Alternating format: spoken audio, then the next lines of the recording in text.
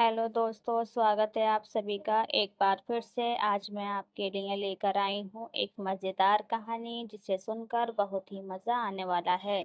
और कहानी के अंत में आपको एक सीख भी मिलने वाली है। अगर आपने अभी तक हमारे चैनल को सब्सक्राइब नहीं किया है तो प्लीज़ सब्सक्राइब कर लीजिए।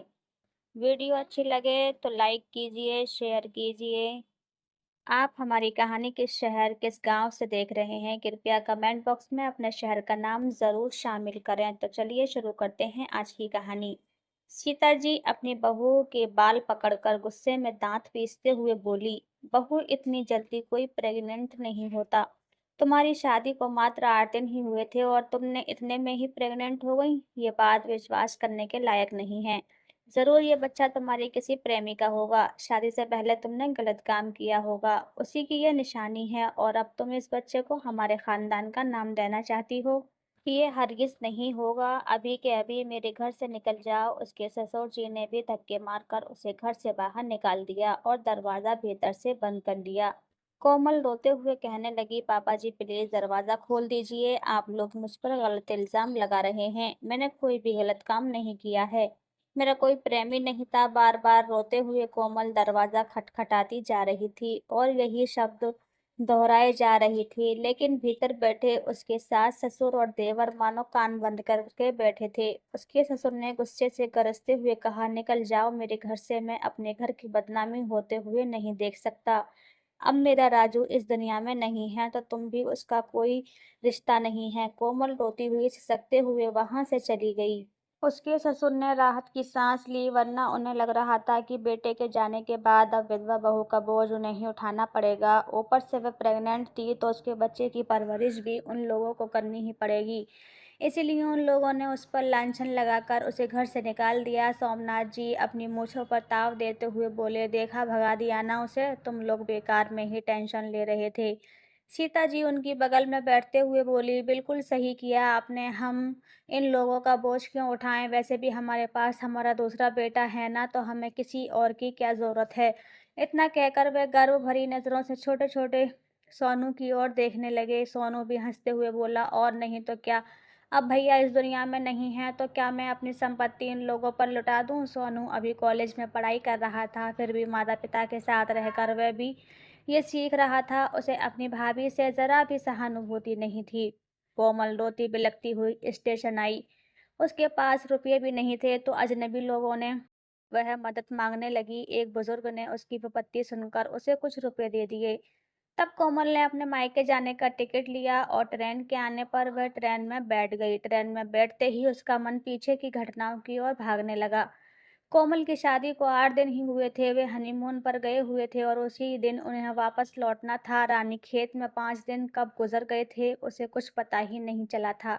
ये 5 दिन किसी हसीन सपने से कम नहीं थे। सुबह की हल्की धूप ओस से भीगी चीड़ के पेड़ों के बीच से छनकर आ रही थी। रानीखेत की ठंडी हवा में पहाड़ों की मिट्टी, देवदार की लकड़ी और जंगली फूलों की खुशबू भी घुली हुई थी। दूर बर्फ से ढकी हिमालय की चोटियां धूप में सुनहरी लग रही थीं। कोमल का पति और कोमल एक लड़की के लकड़ी के खूबसूरत रिसॉर्ट की बालकनी में साथ बैठे थे। उनके हाथों में गर्मा गर्म अदरक वाली चाय थी। कोमल का चेहरा सुबह की ठंडक से गुलाबी हो गया था और राजू उसकी आंखों में वही पहले बार वाली चमक ढूंढ रहा था। हवा में सन्नाटा नहीं था, बल्कि पहाड़ों की धीमी सरगोशी थी, जैसे प्रकृति खुद उन्हें आशीर्वाद दे रही हो। थोड़ी देर बाद वे पास के एक छोटे ढाबे में दोपहर का खाना खाने पहुंचे। वहां मिट्टी के तंदूर बने, गर्मा गर्म आलू के पराठे, घर की बनी ताज़ा मक्के की रोटी और सरसों का साग परोसा गया था। साथ में ताज़ा दही और पहाड़ी नींबू का अचार, जिसकी खुशबू ही मुंह में पानी ला दे। मिठाई में गरम गुलाब जामुन थे जो कोमल को बहुत पसंद थे। घूमते फिरते दिन बीत गया। सूरज धीरे धीरे ढल रहा था और उनके बीच का रिश्ता हर पल के साथ थोड़ा और गहराता जा रहा था, जैसे रानीखेत की वादियां उनके प्यार की गवाह बन रही हों।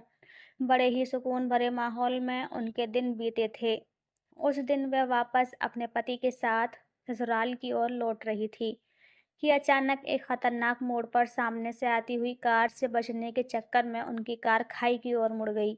एक पल में ही क्या से क्या हो गया। राजू ने कार का दरवाजा खोलकर कोमल को बाहर की ओर धकेल दिया। खुद वह नहीं बच पाया और कार खाई में समा गई। सब कुछ समाप्त हो गया। कोमल बिलख-बिलख कर रोती रही और वहीं पर बेहोश हो गई। जब उसे होश आया तो सब कुछ खत्म हो चुका था। स्थानीय लोगों की मदद से उसे अस्पताल में पहुंचाया गया। जब उसके सासुर और ये सब पता चला तो वे लोग रोते-बिलखते वहां पर पहुंचे और उन्होंने कोमल को ही मनहूस घोषित कर दिया। कोमल पर तो दुखों का पहाड़ टूट पड़ा था। पति की 13वीं तक किसी तरह वह ससुराल में ही रही, लेकिन बाद में वे लोग उसे ताने मारने लगे थे और कल सुबह सवेरे कोमल को उबकाई सी आने लगी थी। तब उसकी सास सीता जी के कान खड़े हुए। वे उसे डॉक्टर के पास लेकर गई तो डॉक्टर ने बताया आपकी बहू प्रेग्नेंट है। ये खबर सुनकर खुश होने की बजाय सीता जी डॉक्टर के क्लिनिक में ही बहू से सवाल जवाब करने लगी। बताइए बच्चा किसका है? तो सास के सवाल से कोमल सन्न रह गई थी। वह बार-बार उन्हें समझाने की कोशिश कर रही थी कि ये बच्चा राजू का ही है, लेकिन वह उसकी बात पर यकीन नहीं कर रही थी। वह घर आई और उन्होंने अपने पति को बताया तो वे भी भड़क गए और उन्होंने सीधे-सीधे फैसला सुना दिया। बहू तुम इस घर को छोड़कर जा सकती हो। हमारे घर में तुम्हारे लिए, तुम्हारे बच्चे के लिए कोई जगह नहीं है। कोमल ने उन लोगों को बहुत समझाने की कोशिश की, लेकिन आज उन लोगों ने कोमल को घर से निकाल ही दिया था। कोमल यही सब सोचती जा रही थी और रोई जा रही थी। तभी एक बुजुर्ग महिला उसके पास आकर उसके कंधे पर हाथ रखते हुए बोली, बेटा तुम रो क्यों रही हो? कोमल सकू गई और अपने आंसू पोंछते हुए बोली, कुछ नहीं आंटी जी, मेरी किस्मत फूटी है और मैं अपनी किस्मत पर ही आंसू बहा रही हूँ। वह औरत कहने लगी, तुम काफ़ी देर से ऐसे ही बैठी हो, चलो थोड़ा पानी पी लो। कोमल ने उसकी बोतल लेकर 2 घूंट पानी पिया। शाम तक वह अपने मायके पहुंच चुकी थी। उसके पिताजी ने कहा, अगर उन लोगों को तुम्हें ससुराल में नहीं रखना तो ना सही, लेकिन मैं तुम्हारा साथ दूंगा, तुम यहाँ पर आराम से रहो, तुम्हें कोई दिक्कत नहीं होगी। धीरे-धीरे समय बीता और उसने प्यारे से बेटे को जन्म दिया। बेटे को देखकर उसे लगा मानो अब यही उसके जीने का सहारा है। कुछ दिनों के बाद उसने नौकरी के लिए कोशिश करनी शुरू कर दी। उसे रानीखेत में ही कोई जॉब करने का मन था क्योंकि उसने राजू के साथ वहाँ पर बहुत प्यार भरे पल बिताए थे और वह अब उन्हीं यादों के इर्द-गिर्द जीना चाहती थी। संयोग से उसे रानीखेत में ही टीचर की नौकरी मिल गई। अपने बेटे के साथ वह वहीं पर चली गई। बेटे की देखभाल करने के लिए उसने एक बुजुर्ग औरत को दिन भर के लिए रख लिया था और खुद स्कूल से आने के बाद बेटे का ध्यान रखती थी। धीरे-धीरे समय तेजी से बीतता चला गया। इधर कोमल के देवर की पढ़ाई पूरी हो चुकी थी और उसे एक मल्टीनेशनल कंपनी में जॉब मिली थी। पहली कमाई मिलते ही वह अपनी मम्मी-पापा से बोला, अब हम लोग मिलकर कहीं घूमने के लिए चलते हैं। तो उसकी माँ कहने लगी, मैं सोच रही थी कि तेरी शादी करवा दूँ, घर में बहू आ जाएगी, हमारा वंश आगे बढ़ेगा। तो सोनू कहने लगा, शादी भी कर लूँगा माँ, लेकिन पहले हम घूमने के लिए चलते हैं। बहुत सोच विचार कर उन लोगों ने रानीखेत जाने का प्रोग्राम बनाया। सब लोग मिलकर रानीखेत पहुंचे। वे लोग वहां खूब घूम रहे थे, एंजॉय कर रहे थे, लेकिन एक दिन वे लोग एक मंदिर में घूमने के लिए गए थे। दर्शन करते ही अचानक से सोनू को न जाने क्या हुआ कि वह बेहोश हो गया। उसके माता पिता घबरा गए। पास ही एक अस्पताल था, उसे वहां ले जाने के बाद डॉक्टर ने उसे मृत घोषित कर दिया। उन दोनों पर दुखों का पहाड़ टूट पड़ा। एक बेटा तो पहले ही इस दुनिया से जा चुका था और उनके जीवन का अंतिम सहारा भी अब इस दुनिया में नहीं रहा था। वे लोग फूट-फूट कर रोने लगे। तभी रोते हुए सीता जी की नज़र अचानक से कोमल पर पड़ी। वह वहाँ पर अपने बेटे को लेकर डॉक्टर से दिखाने के लिए आई थी।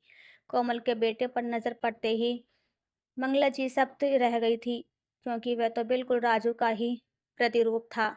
उन्होंने अपने पति को झकझोरते हुए कहा, वह देखिए जी, वह तो अपने राजू की तरह ही दिखाई दे रहा है।